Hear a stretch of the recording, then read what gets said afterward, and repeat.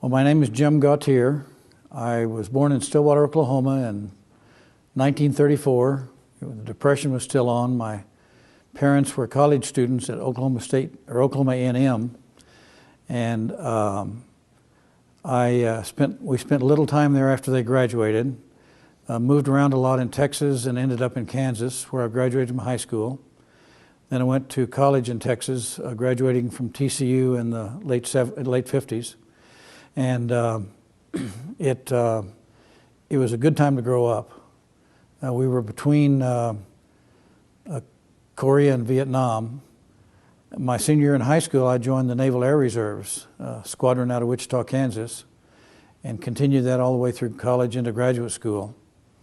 After graduate school, I went to work full-time as a YMCA professional.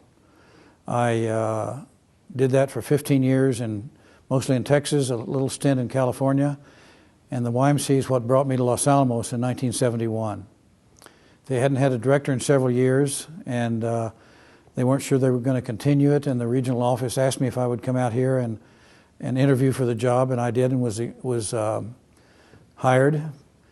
And after being here for 3 or 4 years and being in the profession about 15 years, I felt myself really burning out.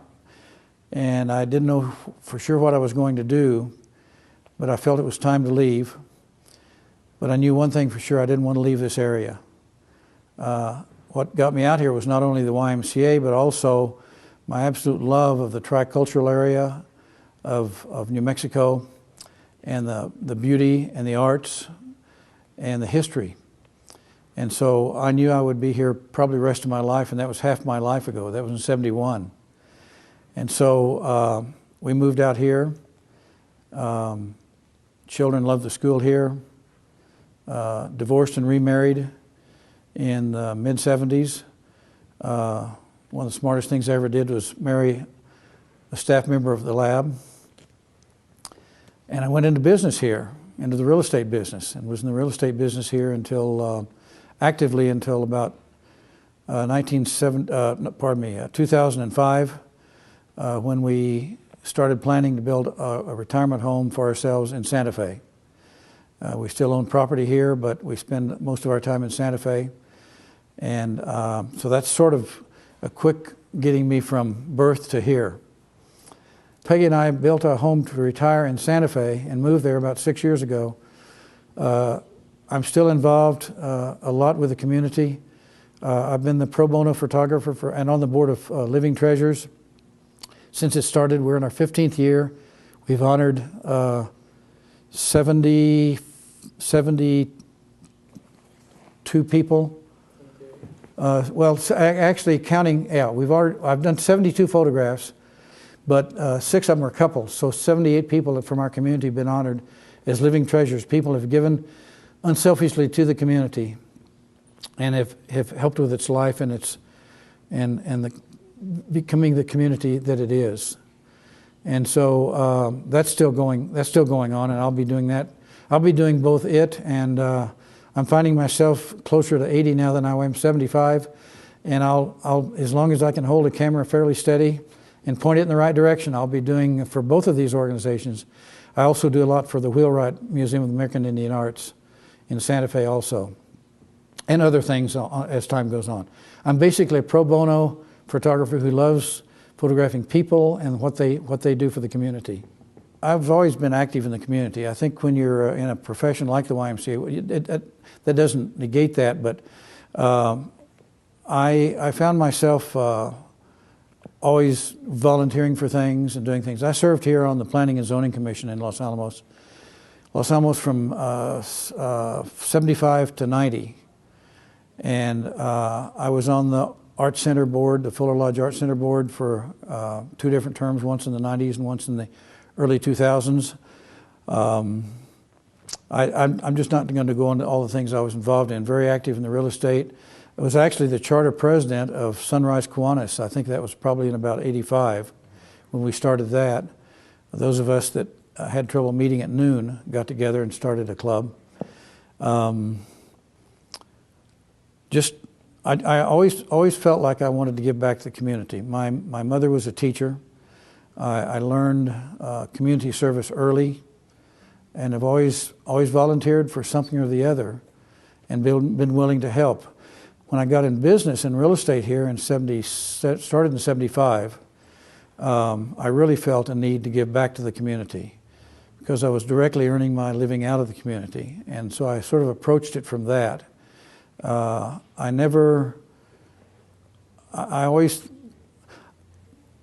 told somebody that I always wanted to run my business so that if I ran across somebody at Safeway, it used to be Safeway, now what is it up here now? Smith's. Oh, Smith's, yeah, Smith's. I didn't want to see somebody at the end of an aisle spot me, load their cart down with canned goods, and come running at me to try to run me over with a cart full of canned goods. And I never had that feeling about anybody. I always felt like I had treated people fairly and like I'd want to be treated. And so I developed, I think, a real good business here. I started with several people, started Real Estate Associates in '78, left it, start my own business here in '84. In '87, with another group of people, we started Pajarito Company. In '95, I left that and started Remax by myself and sold it in 2000, and felt like the community at that time was ready for a branding name. The community was starting to turn over faster in that period of time, and just felt like it was time for a franchise up here. So I started, and it's done very well in the present leadership. Do you want to talk about your radio show a little bit, Mr. Willis? Oh, Mark, can't remember Mark's last name, bought the radio station. I actually wrote the lease for the property from Ton Medichel, where he established it, in the community center. And we got to talking one day, and he said, would you be interested in being on the radio? And he was looking, I think, to fill some time once a week in the morning. And so we started a program called Ask Mr. Real Estate. And that went on for a couple of years. It was a lot of fun. I enjoyed that, just talking about real estate, about what was happening in the market. That, I think, was also in about the mid-'90s. And I've enjoyed that. I had a radio show back in 1959 as a graduate student. I worked one summer at Mount Rushmore and had a radio show that the concessionaire wanted to start, called Breakfast at Rushmore, to get people up in the mornings. And he asked me if I would host the radio show, so I did that summer, among other things. So I'm very comfortable. I enjoy the media. In late January, one of the staff of the Historical Society called me and asked me he knew about my churches, and he asked me if I could do an exhibit of them. And he said, we're working together with several other organizations about the use of clay. And the exhibit, Fuller Lodge is going to do an exhibit on We Who Are Clay. Well, my wife and I were entering that because in a workshop we had a chance to make a little clay church, a little capilla, and we really liked it. It went up for auction to raise money for Cornerstones. We liked it so much we bought it back, outbid another woman for it. I paid $200 for something we had made, but it all went to a good cause. But and that's why it was done at a workshop for Cornerstones to use in exhibits in silent auctions. There were about 20 of us that did something for them, and we chose the capilla to do that with. So anyway, we had already entered that, and Raffi on their staff called and said, could you do some of your churches? And I said, yeah. How many do you want? He said, a whole bunch of them. I don't know exactly, probably 20 or so. Well, I knew the museum room that they were going to be in, and I figured it probably would be about that many. But we were leaving in a couple of days for a trip to the West Coast for 2.5 weeks. This was going to open the end of March. Oh no, the middle of March, in conjunction with the opening at the Fuller Lodge for that show. So we got back the middle of February, and I had about 30 days to put it together. I had a lot of the pictures printed. I had to reprint some, had to mat and frame a lot of them. Some of them were already matted and framed, and put it together, and then came up, and that's how it got started. And then I pulled out, I'd been writing these vignettes on little cards that people could read, and I scatter them when I do a show of churches among these just for people to read. People seem to enjoy reading my vignettes much as they do looking at my pictures. And then the staff at Cornerstones helped us by gathering some Adobe and some wheelbarrows and shovels and things we actually use on the field to bring up and scatter in this exhibit. And so you just asked me, and that's what I do.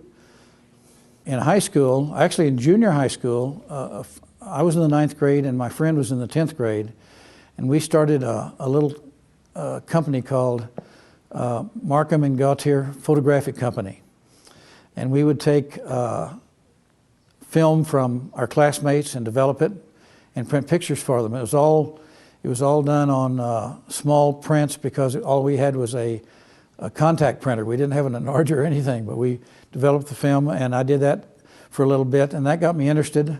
In high school, my mother gave me a Kodak Pony 35 millimeter. I'd only had a box camera up to that point, and that was in '53. And that really started me. I did a lot of photography in college, but not as much as I wanted to because I didn't have the money for developing and buying films and things in college. After I got out of graduate school, I started doing more photography, upgraded my equipment, did dark rooms in the corner of a garage at night only with no water. I'd bring water in a bucket. Continued that. In 1968 really propelled me because I was doing working for a YMCA in Salinas, California, which is in Monterey County, which is just a few miles from Ansel Adams and Brett Weston and those people. And I saw a seminar for $25, a day-long seminar given by Ansel Adams. And $25 was a lot to me at that time working for the Y. But I took that seminar and then entered a couple of contests, won a couple of prizes, and all of a sudden I was a photographer. It's always been a hobby. It's always been very passionate about it. But that got me started in '68. Moved here in '71, continued it, continued photographing the area. My favorite subject primarily is people. But in 1988, I started putting out a one-page calendar. It was just one of my photographs with a small yearly calendar on it, almost like you'd put in your billfold. Not quite that small, sort of stick on the refrigerator. But I had one of my photographs on it, and I was down in Santa Fe passing them out to real estate companies down there just to kind of network. And I was in an office, and there was a fellow officing there who was an architect, or actually he was I think he was in restoration, and he was on the board of an organization called Churches, Symbols of Community. And he asked me who did that photograph, and I said, I did. And he said, do you do a lot of photography? And I said, yes, I do. He said, we need some volunteer photographers to document some of our projects we're doing in Adobe restoration. His name was Ed Crocker. And I said, tell me about it. He said, well, our problem is we'll be out working on a work day or a project out in a rural area on a small church, and we'll have a photographer that'll say, yeah, he'll come out and photograph it, and he'll never show up. And I said, well, I can guarantee you if I commit to it, I'll be there. So I got together with their staff, with their professional staff, and they gave me 8 churches and said, we'd like for you to photograph these as soon as you can. We've just gotten started working on churches. This was in 1988. All of these churches are somewhere around Las Vegas. So on Easter Sunday of 1988, my wife and I and another couple drove over to Las Vegas. We photographed 8 churches that day, drove 300 miles, and I was in love. I met a lot of the people at those churches. As we photographed them, they were in small villages, some with as small as 3 or 4 families. But their church had been restored with the help of Cornerstone. Well, pardon me. It was called Churches, Symbols of Community. It was a program of the New Mexico Community Foundation.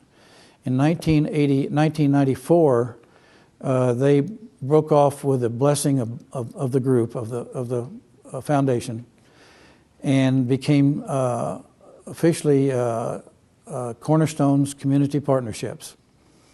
And I started photographing them, and I just realized not long ago that that this past Easter Sunday, just a few weeks ago, was my 25th anniversary for photographing with them, and I've done hundreds of projects for them all over the state. I'm a pro bono photographer. I've never charged for anything I've done, the supplies or anything. I've always done it myself. Felt like that was my contribution to the community to help record this. And as I say, I've done hundreds of projects for them and events over the years. That got me started. Cornerstone's Community Partnerships is based in Santa Fe. Their charter reads that they work with earthen architecture, which includes primarily Adobe here, but also some stone and some wood logs. For instance, the Bond Cabin in Valle Grande, they've done studies on and probably will be working on that in the future. They're primarily the foundation. Cornerstones is a real success story. It started out with just a few people. It's a nonprofit 501c3. They got that status early on. Because of that, they can only work with nonprofit or community-based facilities. They've done a lot of, probably about 300 projects in the 25 years. They were chartered to work in New Mexico and the Southwest. And so we've done projects in Texas, along with the Texas Restoration Commission, or Historical Commission. They've done projects in Colorado, Arizona. We've been working on some stone buildings, helping up there in Utah, around Moab area, and some of the national parks up there. We sort of know no bounds, and over the 25 years that, or actually their 25th anniversary was a couple of years ago. I got started when they were about 2 years old, Cornerstones. They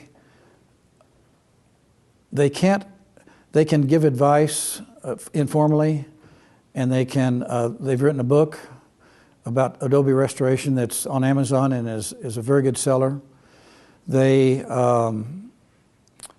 if somebody has an old house that they need some work on, they know it's deteriorating and they want it done right, then we'll tell them of contractors that know Adobe restoration well, give them or sell them a book, help them all we can without actually getting involved because of our charter.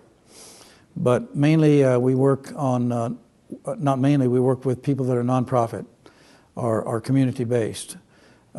It's not just churches either. It started out churches as symbols of community. And then as we started getting requests for other things and realized we could do things beyond churches, and the majority is churches, then that's when it became Cornerstone's Community Partnerships. We did the Bernalillo Wine Museum in Bernalillo County. We did the Hubble House headquarters, ranch house on South Isleta Boulevard in Albuquerque. Hubble House is the Hubble Trading Post. The one that's still remaining is out close to the Arizona and New Mexico border off of Highway 40, off of Interstate 40. But let me go back and explain exactly how we work. We're not a do it project. We're helpful. We're a partner. That's why community partnerships. We'll get a call from a small community, maybe the mayor domo, the chairman of the board of the church, maybe a priest that's serving the church that knows the church is in danger or has already deteriorated a lot, that needs help. We've got a staff that goes out pro bono to look at a request that we have.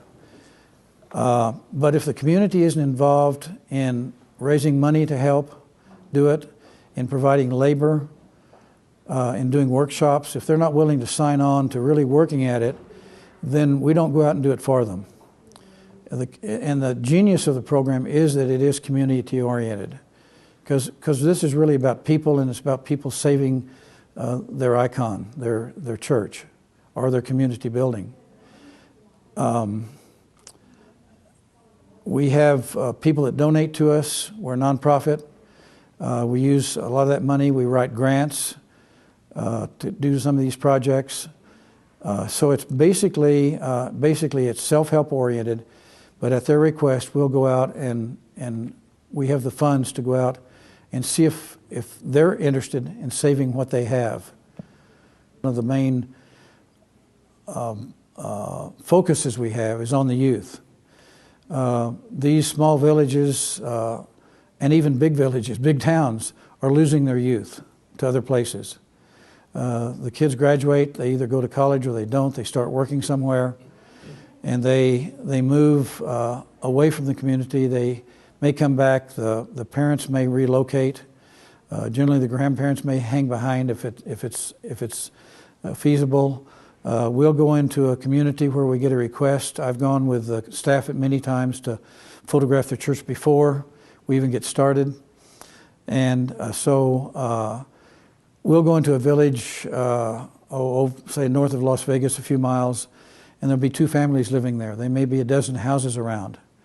And the people still own the houses, and they use them sort of as their summer place. They may live in Las Vegas or Albuquerque or anywhere else, but they use that as their family place, and they get back together. They can't sell it. It's not going to sell. It's not in good repair, but it's livable. And so they'll come and come back and work on it. But we have youth training programs to teach the youth. We write grants that allow us to do this, as well as donations. And so the idea is to help the, quote, elders of the community, unquote, attract the youth back and teach them the aspects of building, making and building and restoring the churches through the churches or the other buildings in the community. So youth work is a big part of our project. In real estate, you're your own boss, except you respond to the public. But I'd find blank pieces of time, and so I got so fascinated with these churches and with the communities. And to kind of give a little history, in the mid-'80s, a grant was written by Cornerstones to, I think, the National Endowment for the Arts to do a study of the churches in New Mexico. And they hired local people, architects primarily, to go out, photograph, and write a couple of pages along with floor plans, drawings, plot plans, and photographs of every church they could find in the whole state. And I think they documented about 700 of them. Now, some of them were totally rubbles on the ground, but they had, and they also had contact people written on there, who the mayordomo was, who the local priest was, if there was one, what the official name of the church was, what was its street name, so to speak. This all was on file at Cornerstones. So when I found these files, I had a gold mine at my fingertips. So I would say, okay, I'm going to take out a couple of days and go into eastern New Mexico. Now around the Rio Grande and around Las Vegas, the churches are every few miles. There are just dozens of them, just one after the other down every road. Every little community had their own church. And it wasn't that they didn't want to be with the other churches, that they wanted their own identification in their particular community, and they were very small. Most of these churches were probably no more than bigger than the size of a double-car garage, maybe a little deeper than that. But simple buildings, many of them looked alike, some of them looked very unique, but every one was beautiful to me because it was like photographing people. Everybody's got their own personality, the way they look.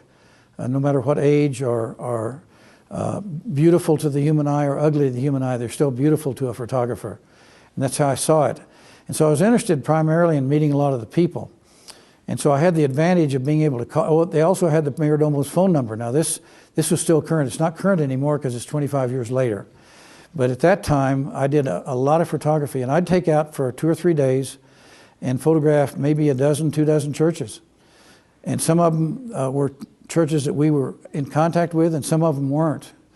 And I had a lot of experiences that I've started making notes on and writing little vignettes. And a couple of them are, one of our major projects fairly early was around 1990, was the church at Pajarita Village. Pajarita Village is down off of Highway 30 between here and Espanola, right in front of Black Mesa. And everybody's seen that church back there. It looked like a wreck, and its cross was leaning over to the left-hand side. Its bell tower and cross was leaning over to the left-hand side, and it had a few crosses by the back fence that you saw. You never saw it. Well, that church couldn't be gotten to because it was inside San Ildefonso land, but it belonged to the diocese, so it was landlocked. And the Pueblo, while they would work with us, they wouldn't let the general public in because people would go through a gate and leave the gate open, their cows would wander out, or vandals would come in. And so they kept it locked, but they cooperated well with us to go in and work on it. And there's no community around it anymore, but all of the historical community. A lot lived in Santa Fe, Albuquerque, Espanola, of course, that area, Rio Arriba County. Word got out, and so we'd have work parties there. And when I say we, Cornerstones was sort of the facilitator. And we'd call for volunteers among our members and the board and people just interested. We'd put out the word, and so we might have 30, 40, or 50 people at that because it was in such a good location population-wise. But mainly it was the heart of it was the people who were the grandparents and the parents who had grown up there with that church. Well, one day we were there, one Saturday morning early. It was pretty cold in the winter. And some of the older women of the community had brought donuts and coffee out for all the workers. And we were sitting there visiting, and I did a lot of photography. I helped some on the restoration, pulling down Adobe, pulling down stucco and things, but mainly I was capturing the moment as it was happening. My wife was a mudder. She loved to mud stucco, loved to put the mud on the Adobe. But I was mainly the photographer, and I was visiting with a couple of the ladies, and this little old lady kind of took hold of my arm and said, "I want to show you something." And she kept hold of my arm and led me around the back of the church, back towards where those crosses and gravestones were. And we were standing there, and she was quiet for a moment, and she was looking at the ground, and she pointed to the ground, and she said, "One of my babies is buried there." And you talk about a feeling just to hit you. She had shared something with me that I'm sure a few people knew it, but there was a stone there, but there was no writing on it or anything, but she knew exactly what that was. So I guess one of her children, I didn't talk to her much about it, but her sharing that moment with me was worth everything, every minute I ever spent, every dollar I'd spent buying film at that time and developing and everything. It was a priceless moment. I was searching for churches on the way to a real estate conference in Carlsbad. No, I'm sorry, Roswell. And I was going through Vaughan. And I had a map a quadrant map that showed location of churches. And then I had my files of every county I went to. I had files.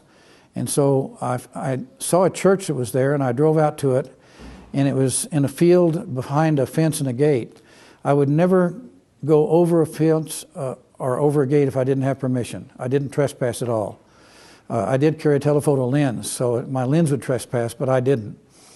But not often I had to do that. So I went back in the village. I didn't have any contact for that because it was abandoned. And I went to the general store, and the guy said, "Well, the granddaughter of the man that built that church is just in that mobile home right over there. That's where she lives." So I drove over there, knocked on the door. It was about noontime, and an old woman about my age, probably older than me, a grandmother herself, opened the door, and I told her who I was and why I was there. I was documenting the churches, and she said, "We're just sitting down to lunch. Would you like to join us?" Lunch for them was brown beans, tortillas, white gravy, and a root beer. She and her husband. Her husband hardly talked at all. She was quite verbal. We visited about the church, about her grandfather. It was made out of stone, all stone. And as we talked about it a little bit, tears started trickling down her cheeks. And I kind of leaned over and put my hand over hers and said, "What's the matter?" At this point, her husband leaned back in the chair as if he was trying to leave the table because he had been there before with this. And she just said very quietly to me, "Not long ago, somebody came and stole the bell." Oh my gosh, Well, Well, later on, he took me out there. We went in. I photographed the church inside and out, and bid them goodbye, and thought maybe I'd get back and see them, and I haven't yet. That was about 15 years ago. I had some other interesting experiences. I was up in Los Fueros, which is above Las Vegas, between Mora and Ocate, out in nowhere. A little church that we had helped on, advised on, and worked on ourselves with the community. And I was photographing it, and it was snowy out. It wasn't snowing, but there was snow out, and there's a lot of what they call two-track roads. And two-track road is just, there's nothing except two ruts. And on each side is a ditch. I imagine the county maintains it for the people in those areas. But beyond that was some houses and a dead end. I mean, I couldn't even see those. They were a mile or two down the road. It dead end. There was no way to get out of there. A pickup drove by, and there was 3 men in it, and they waved at me as they went by. I waved back at them. They didn't challenge me. I wasn't challenged very often, occasionally, but not often. I generally had documentation with me while I was there, and I had a silver tongue, so I generally could talk my way out of anything that was uncomfortable. And so I finished my work probably 30 minutes later. I loaded up my camera in my old Trooper, and I came back up and found them about 2 miles down the road at the highway, sitting in the middle of this two-track road just before you got on the highway, with no way to get around them. So I pulled up behind them. I had my lights on. They looked. I could tell they were looking at me, but they didn't make any move to move. So after about 10 minutes, I went up to the truck, and the older man rolled down the window. There were two younger men in the seat that I found out were his sons, and they said, "We're waiting for a ride, and we should have one in just a few minutes." So I said, "Okay." So I went back in my car and sat there for another 10 or 20 minutes, and went back up and said, "When's your ride supposed to be here?" And he said, "Well, we're just going to flag down the next car that comes by. My son wants to go into Mora, which is about 20 miles to the south, and I can't take them, and so we're waiting for a ride." That's how we're going to get a ride, because everybody knows us. You know, anybody that's out here on these highways will stop for us. But no cars came. It was getting later in the afternoon. I wanted to get up and photograph Ocate before I lost the light. And so I went back for a little bit, and finally I went back and I said, "Can't you please let me out?" And he said, "Why don't you take my sons to Mora?" And the way he said it, I realized I didn't have an option. And so I thought about it for a minute, and I said, I need to go to Ocate, or I'm going to get there too late to photograph it. He said, "Well, I need to get my sons to Mora, to their sister's house." And so these guys looked pretty rural and pretty rough. So I said, "Well, I'm not going to get out of here, so I might as well take them." So I volunteered to take them, and I'll just go on down to Las Vegas and spend the night, and then come back up to Ocate later on. So they went back and they picked up a couple of grocery sacks full of 6 packs of beer out of the back of the pickup, and took them around, and I opened up the back of my thing, and one of them opened up one, and he sat in the back seat and was drinking the beer, and the brother was up front with me, and we started talking a little bit, and they wouldn't say much about themselves. I didn't try to bring them out. I just said, I didn't complain about it. I just basically drove them we got there to Mora, and then I found out the sister lived about 2 or 3 miles towards Holman outside of Mora. Got them to their sister's house. They thanked me, got out, took their beer, and that was it. Well, the next morning on the way to Ocate, I realized I could go to Rainsville, which is on the way off to one side, and I had the phone number, and I called the mayor domo, and he was there. I got there and found out he had just been elected sheriff of Mora County.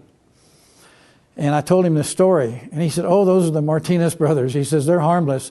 They work up at the mines in Raton for all week long, and then they come home on Friday and go back on Monday morning." And he said, they were just there for the weekend. He said, "You were probably okay." He says, "They're tough country boys, or tough rural boys, but you weren't in any danger." But so that was my only hijacking I ever had. Another story that was really touching for me, and I could talk about these forever, because I always look for people in the community, even if I didn't have a name. And I had the name of this mayordomo, but this was probably 10 years after this had been done. This is in the mid to late 90s. And I was coming back from visiting, anyway, I was coming back from somewhere around Santa Rosa. I don't know why I was over there. Probably just out wandering around looking for churches. And I went through Colonias, which is between I-40 on the way to Las Vegas. It's not on the main road, but it's on a paved road. So I went into Colonias, and they have a beautiful twin-towered church, a large, more, not cathedral size, but very, very large compared to what most of them had built. And there was a guy visiting with a couple other guys standing by a pickup by a general store. And so I went in and I said, "Do you know so-and-so?" And he looked at me. Of course, I'm Anglo. He wasn't. He looked at me like, "How did you know this man's name?" And I said, "I know he's mayordomo of the church," or he was in 88 or 86 whenever this was done. I had the dates and everything. And I called him by name, and he says, "Why do you want to see him?" And I said, "Well, I want to photograph the church, and I just wanted to know if it would be all right." And he said, "I'm his son." And so he said, "I'll take you over there." And so that was my entree. We had no relationship other than that, just his willingness to help me in what I was doing. I was in San Juan, which is just off of I-40 on the way to Las Vegas. San Juan's on the south side of I-40, and San Jose's on the north side, and we're split by I-25. They were neighboring communities, but got split up. I came in, there was a store there, but it was closed. I couldn't find anybody, and so they had a big plaza, that is just a big open area of dirt all around with houses and things all around, but I couldn't see anybody there. And so I started setting up my camera, and all of a sudden 3 teenagers in a car came up. They didn't come close to me, but they stopped and got out and stared at me as I was setting up. I stared back at them a little bit. I started to walk toward them, and their posture told me not to go any closer. I was probably 50 feet from them. So I went back to my camera, got a couple of quick shots, because I didn't think I'd be there very long. They got in their car and started driving in a circle around the church and me, just slowly in a circle, just staring at me the whole time. And so I packed up my gear and left. But I did get a couple of shots of the church. But I had not many intimidation things like that. I was coming back from Roy. Roy is out in eastern New Mexico. Not much of a town left, but I'd spent the night there while I was out in eastern New Mexico. Churches out there are 50, 60, 70 miles apart. So you can't just pop off a whole bunch in one day. You can get to several in a day maybe. And I'd spotted this little church, and I found it, and it was next to a ranch house. And I drove up there, and if there's not a dog barking, if there's dog barking, I stay outside the fence. And generally somebody will come up, and I'll speak to them over the dog barking. And this woman came up, and I got to visiting with her and found out her husband was licensed with a real estate company in Santa Fe that I knew the owner of. And he was he did farm and market selling out in that part of the state. He was out on a trip, and the church was right next door to them, and they sort of watched over it. It wasn't an active church, but it was in good shape. And she said, I told her I'd like to take some pictures of the inside and the outside, and she said, "You can take the outside, but I'd rather you not take the inside. I'll show it to you, and you'll see why." I went in this little church. They had life-size statues, religious figures, Mary and the baby. I don't know who else. I can't remember. They were gorgeous. They looked like they'd been done in Italy and shipped over, and they may have. She didn't know where they'd come from, but she also knew there was a lot of pilfering and a lot of thievery of artifacts and religious items from the churches, like the bells and things. It was just heartbreaking that she couldn't share this with other people, even through my camera. But I honored that, of course, and would never violate that trust. But we had a good visit about the church, but she knew basically not much about it. They had bought that ranch, and that sort of came with it. It was on their land, but they didn't own the church. I think the diocese did, but it was inactive. I was out east of Las Vegas, past Trujillo, close to a place called San Rafael. And I'd stopped by the mayordomos and gotten a key because it was locked behind the gate, and then the church was locked. And she wanted me to see. I wanted to see the inside. She wanted me to. So I was out there, and I'd photographed it, and I was coming back. It was probably about 2 blocks equivalent from the church up on a knoll to where I had to go out the gate, and I'd locked the gate behind me. And I noticed in the distance this trail of dust like a pickup driving lickety-split. And it was coming to me, and I didn't know it at the time. It was a sub-road off of a dirt road, a 2-track road off of a dirt road. And about the time I got to my car and was loading up my camera, a guy pulled up and motioned. He didn't get out and motioned me to come over, and I went over and he had a rifle in his lap. And he said, "What are you doing here?" And I held him up the key, and I said, "I've got the keys from the Mayor Domo, Mrs. So-and-so." And he kind of softened then. And I told him why I was there and what I was doing, and he said, "Oh, okay." He said, "We have a lot of problems out here. You know, we're so remote." And we got to talking, found out he was a retired vice principal of one of the Santa Fe high schools. And so we had a nice visit. And he had gone back after retiring to run the family farm or ranch or whatever he had. But I was always aware that I was an uninvited guest. And so I always tried to contact somebody, but if there's something I saw that I could get to without violating trespassing or anything like that, I would photograph it. And sometimes I would crawl in windows of churches that were locked, but they were open if the window was down, just to get some inside shots. Or if I couldn't climb in, I would try to shoot through the window, because a lot of these were really in bad shape, and I wanted to record this to take back to Cornerstones, to have in the files. We wouldn't seek out those churches. When I say we, I keep talking like it's my organization. I did serve on the board for first year, and I'm an immediate past chairman of the board. But it's in my blood, and my mind and my heart. It's a fantastic organization. In our most recent project, in fact, it's still ongoing, is San Miguel Mission, which is arguably the oldest church in the United States. It's dated around 1610.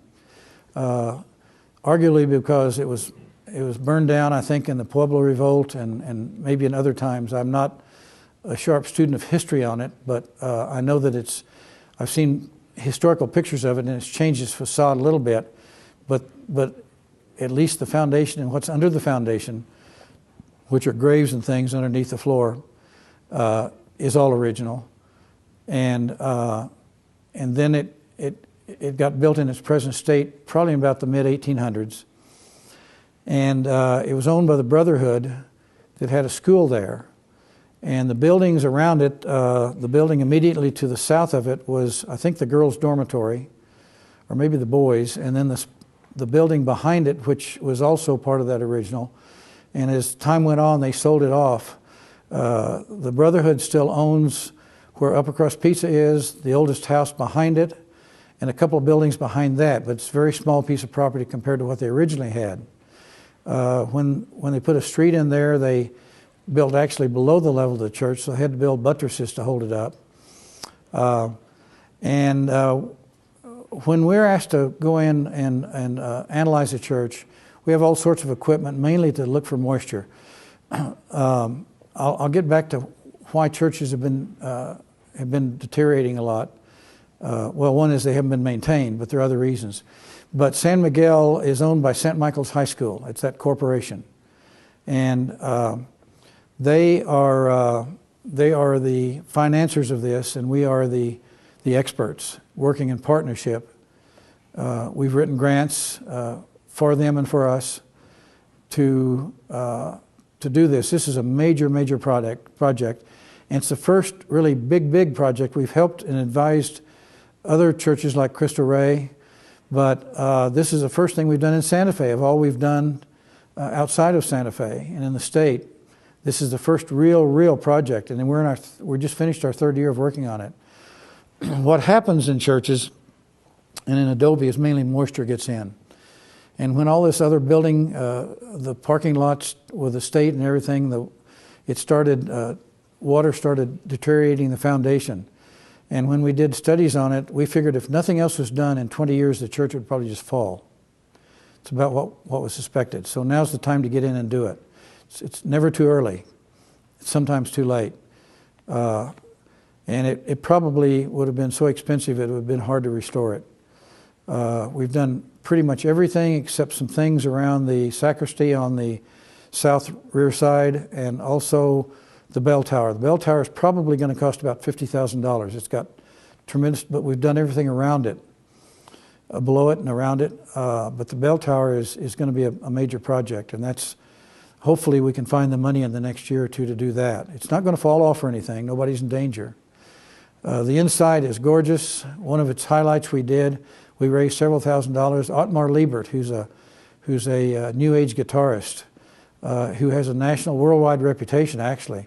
We contacted him, and we sold tickets. 120 tickets is all we could seat in there. And we sold 120 tickets at $100 each, so we raised $12,000. He donated an evening concert then, and it was absolutely beautiful. I wish we could do a recording of that concert, because it was fantastic. But so he's been helpful to us. And the community's come out on work parties, and we've been able to hire youth to bring them in on youth work projects from all over the state. A lot of groups like Yale University sent a group of students, architectural students in. SMU sent students over. Several colleges over the past 3 summers have sent students over they'll work there for 2 or 3 weeks, and also do a lot of sightseeing in Santa Fe. So that's our most visible and our biggest project here locally, and we've gotten a tremendous amount of publicity on it over the last 3 years through the media and otherwise. Well, several things happened with the churches in New Mexico as a general history of it. One is people started moving away from them. Adobe needs pure Adobe covered with Adobe mud as the outside covering, is the finish covering, and is also a protective coat. Had to be maintained on a regular basis. There are stories about the Taos Pueblo was built by the men but maintained by the women.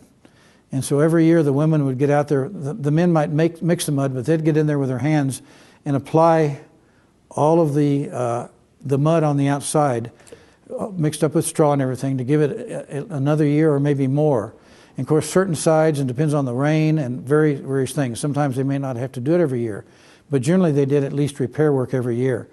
And so I think the stories that went were how smart the men were at the Pueblo. Not saying that the women were stupid, but the women are maintainers. Men are probably more builders. They together are hunters and builders, and the women are more maintaining, I think, just as nature. Anyway, that's not my field at all, as you can probably tell. But what happened to these churches is that more and more people moved away. There were less and less people to maintain their church. Also, they didn't need the church all the time. Generally, the Catholic Church would set up like a circuit rider priest, and he might serve 5 or 6 churches, one every week, or maybe one every 2 weeks. And everybody that went to all those other churches that were still around would gather one of the 5 churches. And so that's sort of in rural America, that's sort of how things worked. And as less and less people came back, there was less and less people to just do routine maintenance, which would keep these alive. Now, one of the things that happened is after the Second World War, stucco got invented or got to being used. And they got to looking at stucco, and they said, my gosh, if we set stucco on the side rather than this mud, it'll last 20, 30 years maybe longer. They didn't know. So they started peeling off when the Adobe mud would peel off, they would start stuccoing it. Well, also stucco doesn't bleed. It doesn't show moisture, or at least not very much. And so if there'd be a leak in the roof and it would come down in the wall, it would start compacting. Even though Adobe bricks are pretty solid, weigh about 40 pounds each for a 16 by 4 by 6 or 4 by 8, they can compact when the moisture hits them.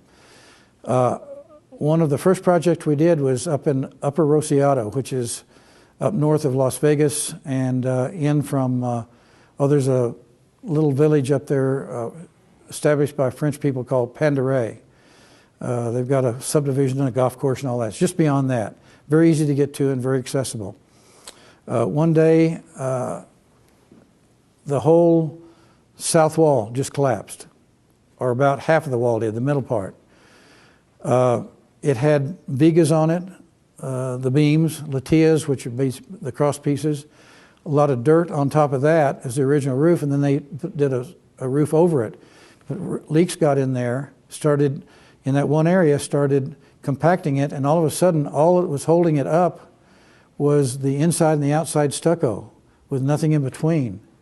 And the weight of all of that on top of it, the mud roof, the latillas, the vigas, just collapsed it, one whole side. The same thing happened up at Cuesta. Same thing happened at Socorro, at their church. And they knew that there were problems, but they didn't understand the problems. And so one of the things Cornerstones does is goes in where they suspect a problem. They've got electronic probes that they can put in the wall and read the moisture in the wall. And they'll leave it in there, and it'll do a reading over a period of time, both dry and wet, to see how active the moisture is. And then they can do little peepholes and things at various places to find out if this is really in danger. And they can find out pretty quick that it needs. Now, your typical contractor or homeowner, ranch owner, member of the church would go in there, and if they found some adobe they needed replaced, they might do it with concrete. We've found voids in between these with styrofoam peanuts that they fill the void with in the middle of a wall. Not much, but just some, just to fill it so they could have something to stucco against again. Didn't understand it. That's why the book was written, to show people this is how it has to be done. When a patch, is it Patch that has all the chilies? Patch chilies? Hatch, thank you. Hatch chilies, they had a tremendous amount of flooding. We did a lot of consultation work down there, helping those people understand how to correctly save their adobes. Some people were going to tear them down. They didn't need to do that. They just need to get under there and replace mainly the foundation or the first few blocks. They were salvageable, and some chose to do that. So what happened is after the Second World War, and this happens over a very long period of time because we don't have much moisture here. That's why even those that aren't maintained will still be standing after many, many years of abandonment. So the stucco hid the deterioration, basically. That's simplification. And then all of a sudden you find out you got a problem, and you really find it out when one of your walls collapses. And so you got to jack them back up, go back in, tear all that off, then you tear all the stucco off, and then you can do different mixtures of lime. They don't use the kind of lime that commercial, or the kind of, it's an asphalt they can mix with adobe that give it a longer life. We don't use that. We use it pretty pure, but lime is an important element in this, as I understand it. This isn't my field. I'm on the taking pictures of it happening. But our staff knows all of this and does a lot of advising on that. One of my experiences, I was down in Doñana photographing around. I'd been probably to a real estate conference down in Las Cruces, and on my way down, I took, rather than taking 4 hours or 5 hours to drive down there, I took 2 days. And I just went back and forth across the Rio Grande, photographing every church I didn't go way up like into Magdalena or way away, but I spent a little time. As I say, I always looked for people. Always wanted to talk to people if I could, find out what they knew. A lot of them knew the church, had strong feelings about it, but didn't know anything about it. They'd just gone there, or their grandmother had gone there, and she remembered it from there, and they knew the church was there, but it wasn't active anymore. Sometimes I couldn't get a good picture because it's behind so many old trees and weeds and things, but because around the Rio Grande those kind of things grow. But I was in, I stopped off, I saw one of them that we had actually helped on called Amaria. And it was a few miles before you get to Socorro. And so I pulled off, and I'd been told that the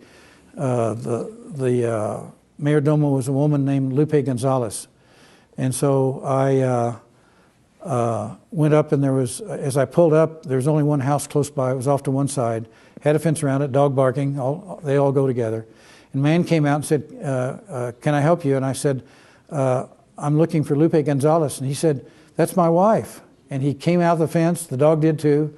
came running to me with his hand out to shake hands. He said, "You know Lupe?" And I said, "No, I don't, but Sam Baca, who was our program director at the time, told me to stop by here and get a few pictures of the church." He said, "Oh, welcome." He just welcomed me. I mean, that's all it takes, just knowing somebody and really wanting to meet them. And so it has 3 crosses, and the sky was blue, and I put on a red filter to get the sky black behind me, and took some shots of the outside, and then we did some on the inside, and they had just done all the restoration. And I looked up in the ceiling, and there was one piece of this tin that they put on ceilings, about 2 foot square, that was missing. And I asked Mr. Gonzalez about it, and he said, somehow that got misplaced, thrown away, or stolen. Probably just got thrown away because it was pretty crumpled up, if I remember right. And so he said, "We just didn't have a piece for there." And I said, "Well, I'll keep my eye out for one. If I find it, I'll bring it back to you." I've never seen one even close to that. I would imagine there's someplace you can order them online, but that was sort of the end of that story. But it was just his attitude toward me and his feeling about Cornerstones and Sam Baca, the program director who had been involved in the project, and his love of the church, of saving that church, bringing it back. Got on down into Las Vegas area, and Doñana, which is a little bit north of Las Vegas, right, suburb. North of Las Cruces. I'm sorry, Las Cruces, thank you. North of Las Cruces. And I knew people there too, but there wasn't anybody around except a guy across the street from it was out. He was young, probably 35, 40, maybe that young, hoeing in his garden and watering it a little bit in his side yard. And I was setting up my camera in the road right in front of him, and I spoke to him. I just nodded and spoke to him. He nodded back, and as I was setting up, he didn't ask me who I was while I was there. I'm sure it was very easy to get to, and it had a bunch of arches. It didn't look like your typical New Mexico church. It had arches on the outside, and had an arch feeling about it, with its crosses and everything. And so I'm sure a lot of people stop there and take pictures. And, unless you look like you're going to run off with something or damage something, why, people don't bother you in general. But as I was setting up, my back was to him, and he said to me, "She's really old, isn't she?" Or something like that. And he just started the conversation. I said, "Yes, she is." He said, we're going to fix her up. And I told him why I was there, why I was photographing it, before pictures, before we got started helping. He knew the name of Cornerstones. And we talked about the church for a little bit. And he says, I'm really anxious to get it back like it used to be, because it's just basically a storage place now. We don't worship there anymore, but they built a new church next to it, behind it. And he said, that's where we hold all of our services, because it was a very active community. But he said, we want to hold funerals and weddings and special events there, and so we want to get her fixed up again. When I went inside, I saw a lot of dust, a lot of bat guano, a lot of overturned and wrecked pews and kneeling pads, things like that, and a couple of old altars type things. It was really, I photographed it. It's beautiful for that, for how it was. It had its own beauty because it was still there. And but he said to me, I was baptized there, and I was married there, and my children were all baptized there. And he says, we want people to be able to be married and baptized there again. And that's why we're working on it. And so at that point I went back to photographing. He went back to hoeing his garden. But it was just that, it was a very intimate moment. And I had a lot of those with people. Split second, some of them, other of them just a word or two, others of them sitting around visiting for a few minutes, never a long time. Was only invited in once for lunch for my brown beans and tortillas and white gravy and root beer. It's the only time I've been invited in for lunch, but it's the only time I probably hit at lunch. When Raffi and the Historical Museum asked me to do the show, we decided to do an exhibit with some of the things we use in making Adobe, because it's all done by hand. The only thing that's motorized is a cement mixer or two that we have on site. But they go into molds, which we have back over here, and then the mold's pulled off and it sun dries for several days, depending on the weather. The idea was to try to give people who came in and looked at the exhibit an idea of how these churches are being preserved. That's the main thing.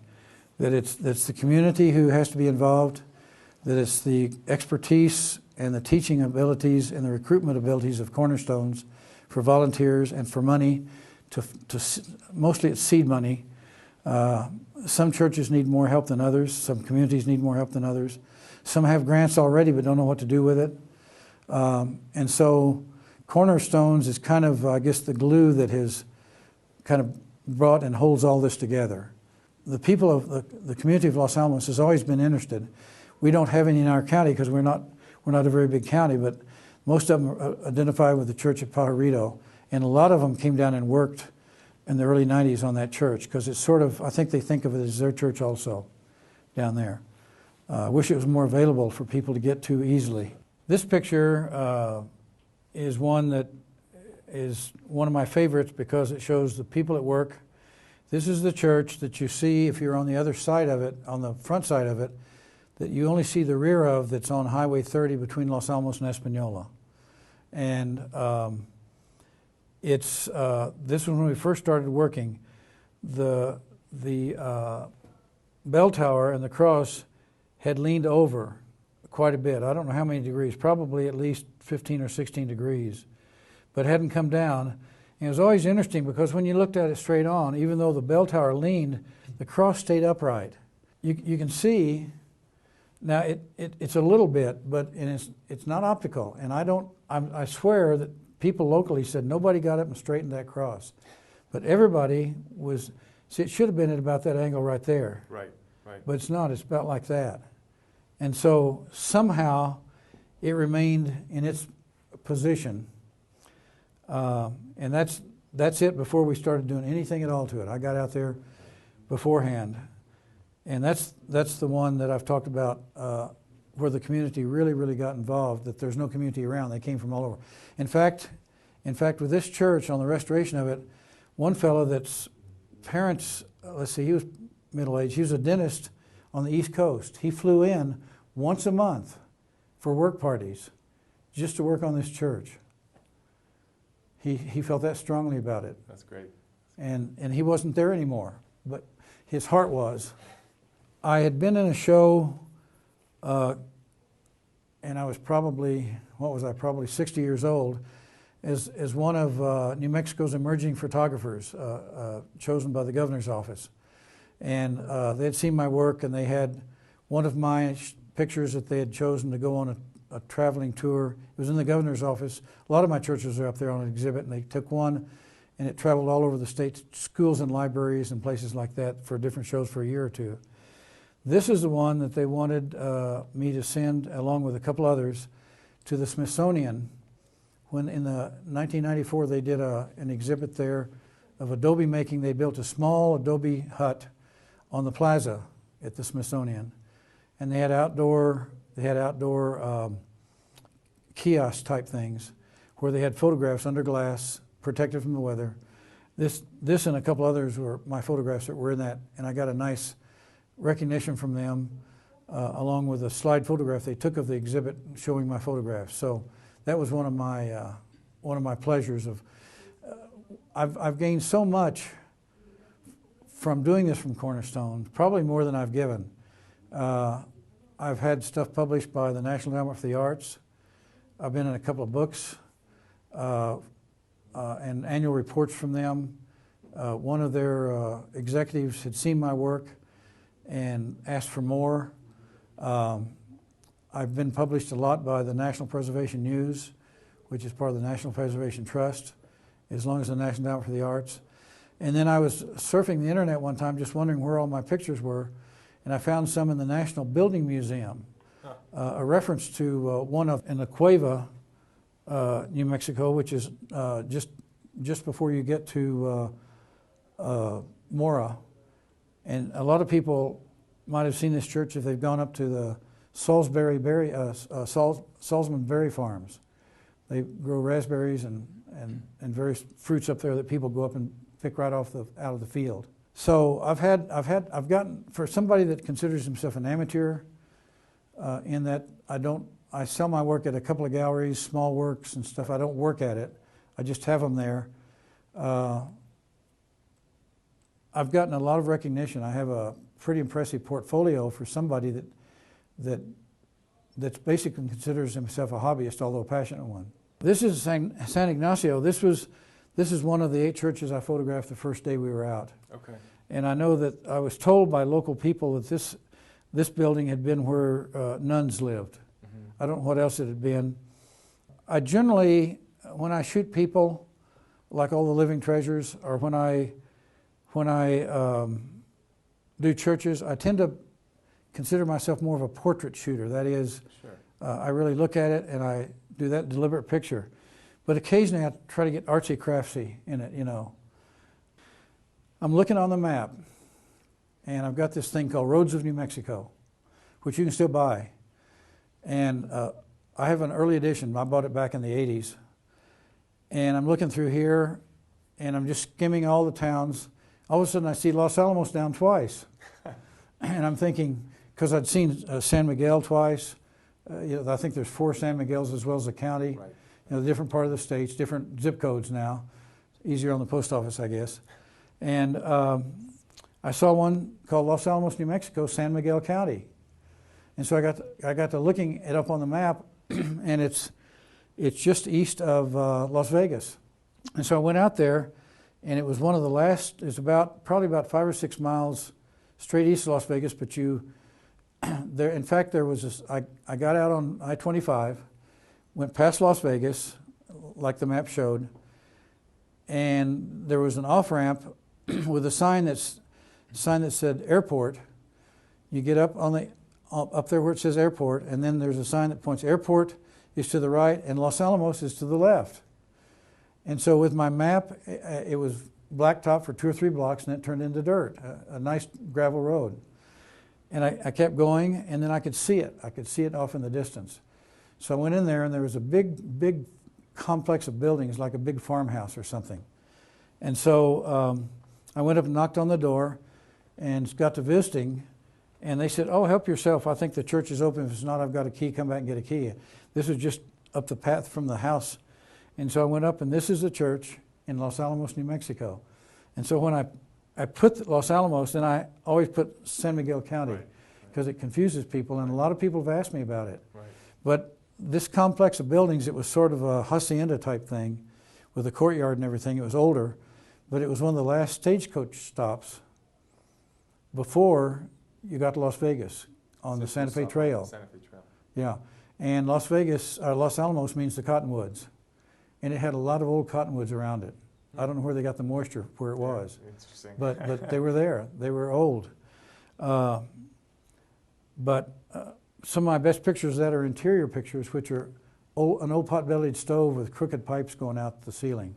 This is La Cueva, this is also one of the first ones I photographed. Mm-hmm. This is the San Miguel Mission sort of across from the Capitol, across from the pink Adobe. Right. In Santa Fe. On the Santa Fe Trail. Yeah, I was underneath across the street, underneath waiting for traffic not to pass, and that was during the snow. Snow had just started falling. I like the 2 little birds up on the cross. Sabinoso is east of Las Vegas. There was nobody there. I shot some scenic shots all around it, up on a hill, having the church in them and this in the background, and then I got down closer and took around. I generally walk around and shoot from all angles. When I'm shooting, I'll probably shoot 20 to 30 shots, and maybe only print 1. It's out of it. Another one is San Miguel. I like this. One of the reasons I like this is that it was just almost at sunset, and this light is on a timer, and it came on and lit the sign in there. Normally that's dark in there, even in the daylight. It's pretty dark in there. I found out a month after I took this picture, somebody came sometime and stole that light. Now this is on a busy street in Santa Fe. Somebody took that light. It was just gone one day. Interesting. This, of course, is Pajarito Village between Los Alamos and Española. Right. This one here is the inside of La Cueva before we did anything. And you can see the adobe where it's melting and running down the walls. Most of the windows were out. And I got inside the church. The guy was coming for a key, but he never showed up. So I climbed in this window over here. And of course it's got the original offer with the IHS on it, with the symbol and the cross. And it's hard to see on this picture, but it's got long 1/2-inch rods threaded each end with metal plates on the outside. I have pictures of those. That's holding it together so it won't fall outwards. So they could get in and restore it. It had gone that far. That probably wouldn't have lasted very long. Probably one of the most photographed real churches in New Mexico is Las Trampas, which is up on the high road to Taos before you get to Penasco. I believe it's for Penasco. We've worked on this church as much as anything else. It's a big church and beautiful on the inside. And I've been everywhere in that church. I got up on the roof in my younger days, went back in here, and they thought there was some deterioration in these bell towers. So I got up in the choir loft area, up in here, and climbed up a ladder into the inside about in this area and shot a lot of shots around to give them to sort of analyze what was going on in there with moisture. But there's a lot of wood in there, a lot of rough sawn wood that was supportive. And a lot of course, it's all adobe on the outsides. And just to give them a record of what was going on in that church. This one here is Los Fueros. That's about a mile from there is where I was hijacked or by the father and the kids from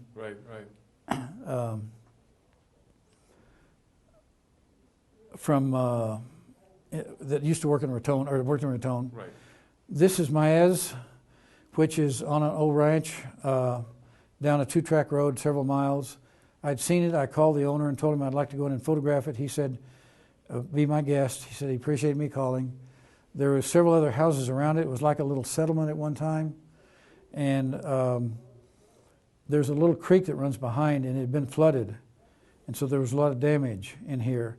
I told him about cornerstones and that if he had any interest and wanted to pursue it, but he never did. But this is the one that the National Endowment of the Arts used quite a bit in a book and some other things. Interesting. It's just a little bit different than everything else. It is, yeah. A lot of them have a sameness about them, but this one somebody put a touch on it, and it's anyway. It's probably one of my favorite places also. Well, I have a lot of favorite places, to be honest. There's several Gallinuses. One's, they're different names, but I think this is the one that's pure. This one had just been restored. We saw this on the Easter Sunday also. It had the dedication where Archbishop Sheehan had come up and dedicated it to this community, only with, probably they filled the church from that, but it's probably about the size of a double-car garage, maybe a little deeper, maybe not as wide, probably 20 by 30 or 40. And they were so proud of it. And it wasn't open, and one of the members saw us there. I'd asked for him, and he finally showed up. And we'd been there quite a while, and I wanted to get on, but he insisted on showing it to us. So he ran around to 8 different houses looking for a key to get us, because he wanted to show us the inside. We went inside, and the interesting thing about it is that they had raised $800 themselves, or no, about $800 or $900 to buy some paint. They put a strip of carpet down the center aisle on the floor, which covered up some beautiful wood. They put a little bit of paneling here and there, but they raised that. There were 6 families that pledged $100 to be paid over a year. So each one of them paid $9 or $10 or $11 a month for a year to raise the money to restore this for what they did on the inside. It was in pretty good shape otherwise. Yeah. This is down south of Las Vegas, quite a ways. It's been abandoned. We went in and did, with some people in the community, did some stabilization of it. But it reminds me of a real elderly person that has a really craggy face. And I just think it's gorgeous.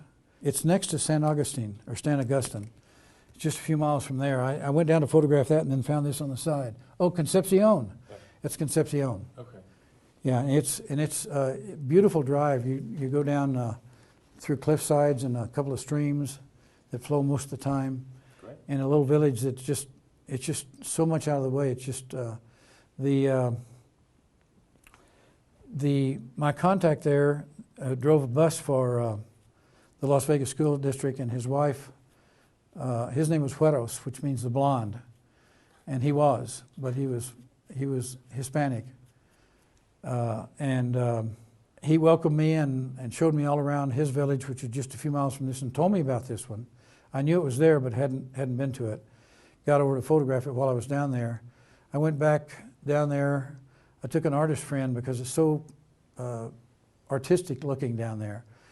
Down that little valley, I took an artist friend down there to do some painting while I visited with him.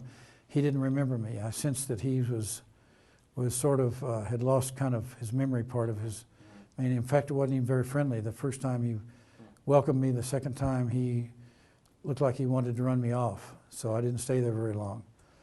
This isn't a church that we had any work on, but it's in a place called La Manga, and La Manga is, you see a sign for Tecolote when you're going to Las Vegas, and you have to go past it to get back on it, and when you get back on it, you realize you're going past this church. Ah. This is the rear of it.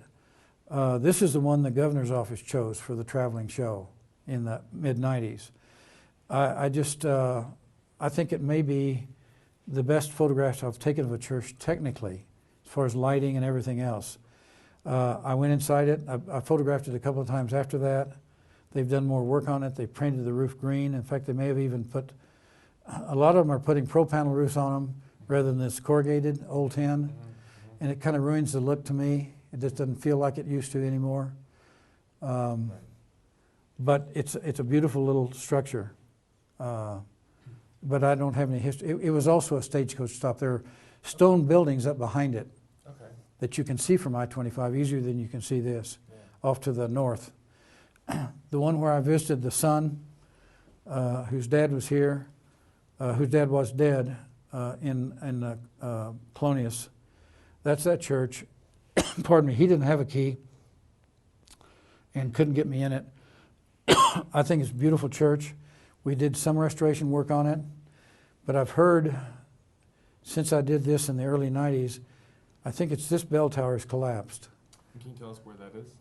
Well, it's between Las Vegas and I-40. What's the name of the place? Colonius. Yeah, Colonius, yeah. This is one of the first churches we worked on, and the one I told the story about the Vigas collapsing it. The other side, you can see, if you look close at this, you can see cracks and things. See where that is too. That's an Upper Osiata. Upper Osiata is north of Las Vegas also. This is this is the first church they started working on, I think, and it's the first one I photographed, and then I worked back around down towards Las Vegas. Mm-hmm. This one at Cañoncito, there's several Cañoncitos also. One is just outside of Santa Fe on the way to Las Vegas. It's down in a little niche. Elliot Porter, a great photographer that's since passed away, photographed the original, that Cañoncito. This one is one of many churches that architecturally is just very functional and very plain. You know, it's not anything to take home or talk about. However, it's also like a lot of people I photograph who aren't the most beautiful, but are beautiful. And so I walked around and looked at it, and I took this I couldn't get on the inside of it either. I ran across it. But I did it mainly because it's another Cañoncito. And also, I'm just attracted to a different kind of beauty a lot of times. And this one I think is still active because it had a lock on the door. Somebody was protecting it. And I like the way the cross was.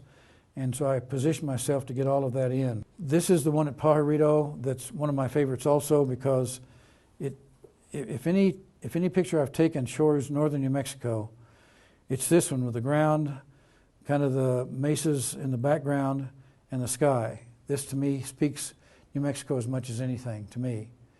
And this is the same church that Same, you're pointing over. yeah, I've got it, two there's others a in cross here. straight, even though the bell tower is. Well, that's what I'm saying. When you look at it straight on, Yeah. it's that way. And everybody that had ever been, what happened is that this was on San Ildefonso land. And I think it was in the 30s they had a review board that determined any land that was inside Indian land that was in argument about who really owned it. Were the Indians cheated out of, this is San Ildefonso mainly, were the Indians cheated out of it? Did people steal it from them? Did they get a fair price? All that. They went through and reviewed all these complaints from both sides, both the non-Indians and the Indians, or even Indian against Indian on these. Well, this was inside San Ildefonso land, but it was determined that the Catholic Church had clear title to this acre or half acre that you can see most of the fence there.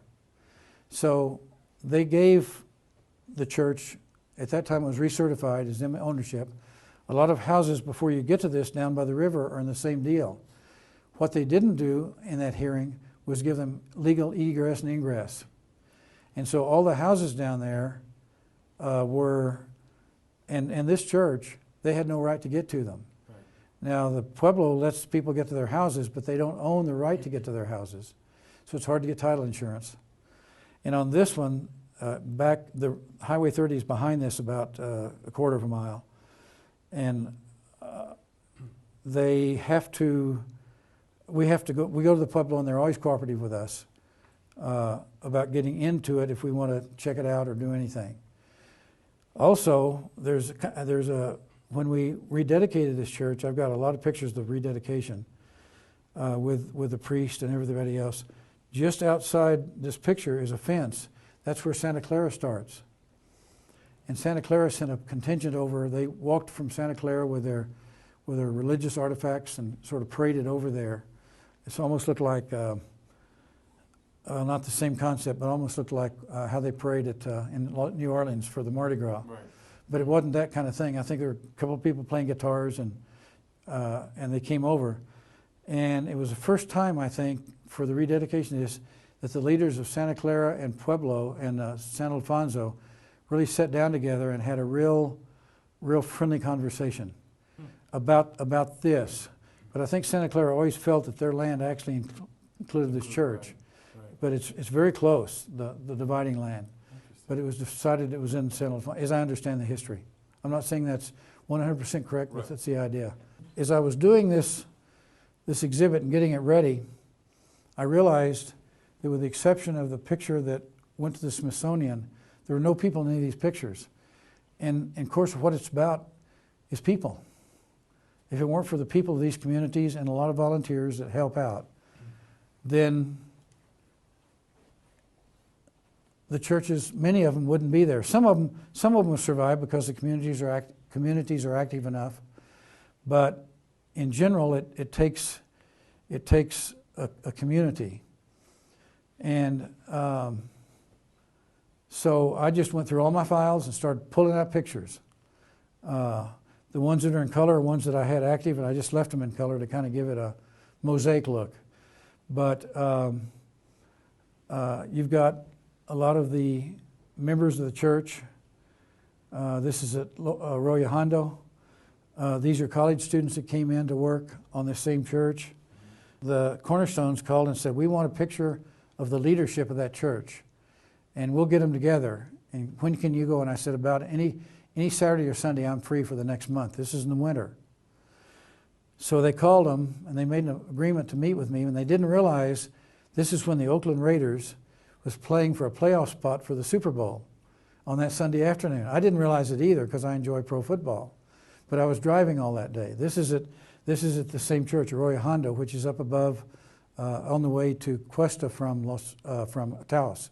Right. So it was an hour and a half or 2 hours to get up there. It's near Arroyo Seco too, right? Well, Arroyo Seco is right outside of Right, Taos. right. This is another 20 or 30 minutes, Right. 20 minutes beyond it, back inland, Right. back in from the highway.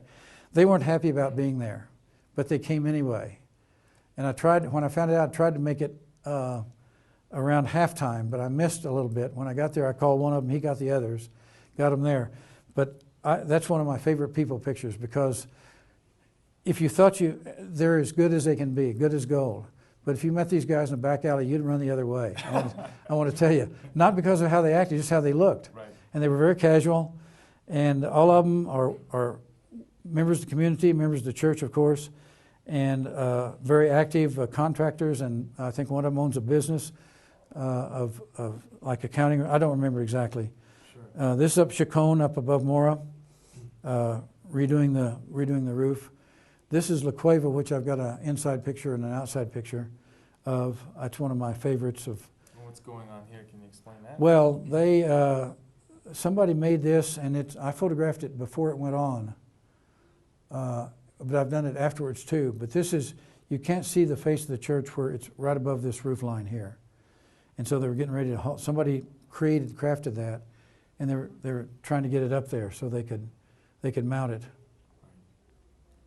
How about this? What's this about? That's the dedication with the Pueblo leaders from both San Juan and San Ildefonso, the priest, and their rededication, the Church of Pajarito Village. San Juan or San Thank you. Santa Clara, Santa Clara, and San Ildefonso.